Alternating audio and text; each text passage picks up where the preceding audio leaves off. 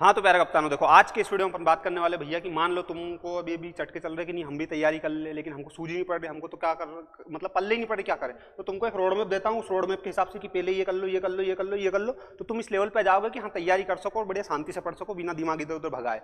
ठीक है। और स्पेशली बोल दूँ कि ये वीडियो सिर्फ बिगनर लोगों के लिए, बिगनर लोगों के लिए मतलब जो अभी तैयारी करने आया है या फिर सोच रहा कि मैं नहीं मैं तो पटवारी बन जाऊँ या इस टाइप की चीज़ें, या फिर जो बहुत कंफ्यूजन में जिसको सूझ नहीं पड़ रहा और बाप रे करना क्या होगा, ऐसे व्यक्ति के लिए जो श्री श्री 108 है बहुत दिन से पढ़ रहे, जिनके औलाद ही मेरे मान उन लोगों के लिए है ही नहीं ये वीडियो। ठीक है। हाँ देखना चाहो तो देख लो, लेकिन बीच में चुटुक चाले मत करना बस। ठीक है।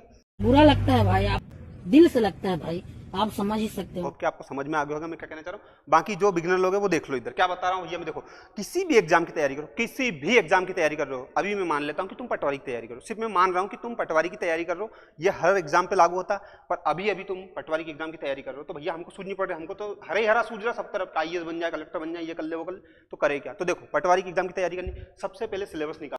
अच्छा वाह यार क्या शानदार चीज बताई, मेरे को मालूम है ये तुमको पता है पहले से कि सिलेबस देखना है, लेकिन मैं जो बता रहा हूँ सुन तो लो जरा क्या कहना चाह रहा हूँ। तो तुमने निकाला पटवारी का सिलेबस, तो तुमको कुछ नहीं मिलेगा, सिलेबस के नाम पे एक सीट मिलेगी, उसमें कहेंगे 8 सब्जेक्ट पूछेंगे।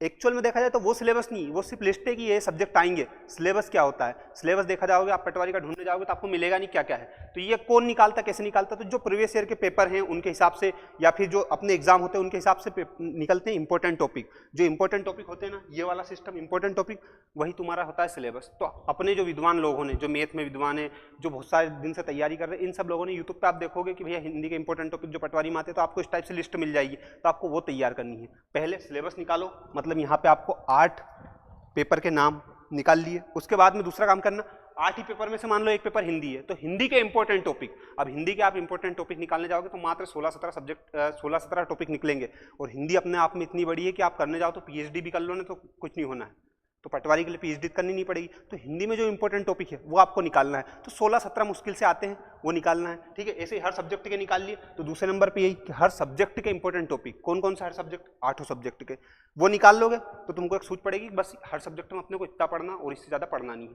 यहाँ तक रुको। जिसके बाद में ये काम हो गया, इसको रख दो जरा, लिख के कागज में एक तरफ रख दिया। अब दूसरा काम क्या करना है, PYQ previous year question paper. तो पटवारी का होता है एक, तो कि मान लो पटवारी की तैयारी कर रहे हो तो अभी देखो पटवारी के क्वेश्चन है एक, तो मतलब पटवारी के अभी तक जितने एग्जाम हुए जो पटवारी के क्वेश्चन है सिर्फ वो निकाल लो एक तरफ, उनको धल लिया।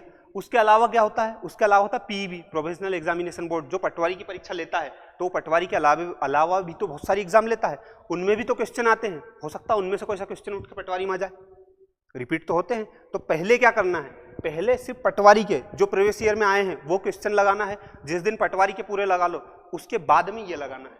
अगर ये नहीं भी लगा पाओ तो कोई दिक्कत नहीं, पर पटवारी के तो लगा ही लेना, नहीं तो तैयारी पटवारी कर रहे हो और ये नहीं लगाया फिर मतलब ही क्या लगाने का।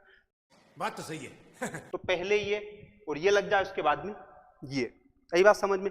ऐसा ही क्या करना है यहाँ पे कि मान लो हिंदी में 16-17 टॉपिक है, तो 16-17 टॉपिक तो पहले पढ़ना ही है, उसके बाद अगर टाइम बचे तो फिर और दूसरे टॉपिक पढ़ लो हिंदी के, नहीं बच रहा तो कोई बात ही नहीं, 16-17 तो पढ़ना ही है। ये वाला सिस्टम है, समझ में आ गई होगी उम्मीद है मेरे को ऐसी।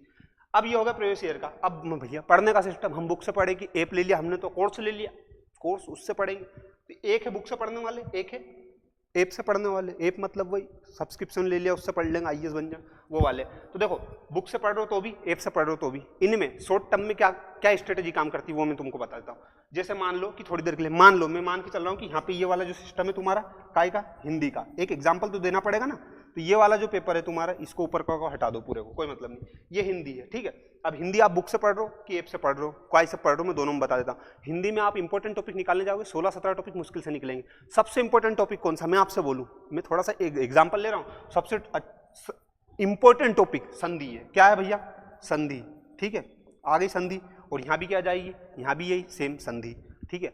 अब आप एप्लीकेशन से पढ़ो या फिर बुक से पढ़ो, आपकी बुक में भले ही इंडेक्स, जो बुक का इंडेक्स होता है ना उसमें भले 50 टॉपिक लिखे, उसमें देखो संधि कौन से नंबर पे, संधि दूसरे पे है, 5वें पे, 10वें पे, कहीं पे भी हो, उस इंडेक्स में जाओ, इंडेक्स पे वहाँ पे जाके एक मार दो कि सबसे पहले बुक उठाते ये पढ़ना है, क्या पढ़ना, ये पढ़ना है, जो इंपॉर्टेंट सबसे ज़्यादा वही पढ़ना है। ठीक है। ऐसे एप्लीकेशन में भले 100 वीडियो दे रखे हैं हिंदी के, नहीं देखना एक भी, क्या देखना है, सिर्फ संधि का देखना है, संधि का इंपॉर्टेंट। अब तुमको पता कि संधि के बाद में क्या दूसरा इंपॉर्टेंट, तो मान लो उपसर्ग प्रत्यय, मैं एग्जाम्पल दे रहा हूँ, मान लो उपसर्ग प्रत्यय, तो भैया उपसर्ग प्रत्यय तो भले बुक में इंडेक्स में 100 टॉपिक दिए हों, कोई मतलब नहीं उससे, उपसर्ग प्रत्यय देखो उसके आगे 2 लिख दो ले जाके, ऐसे ही अपने भले 100 वीडियो दिए हूँ, कुछ भी नहीं करना है। उपसर्ग प्रत्यय का वीडियो दिखा, उसके आगे 2 कि दूसरे नंबर पे ये पढ़ना है, ठीक है। इसके अलावा एक काम और कर लेना, मैं बता रहा हूँ स्पेशली, कि जैसे ये वाला सिस्टम है, ठीक है, एक पन्ना ऐसा स्पेशली बना लेना, उस पर ऊपर लिख लेना हिंदी, हिंदी के इंपॉर्टेंट टॉपिक को यहाँ की जगह लिख देना कि कितने भैया 16 है, ठीक है। यहाँ पे लिख दिया अपन ने हिंदी, ठीक है, हिंदी के 16 इंपॉर्टेंट टॉपिक है, 16 की लिस्ट तो है ही आपके पास। अब जैसे ये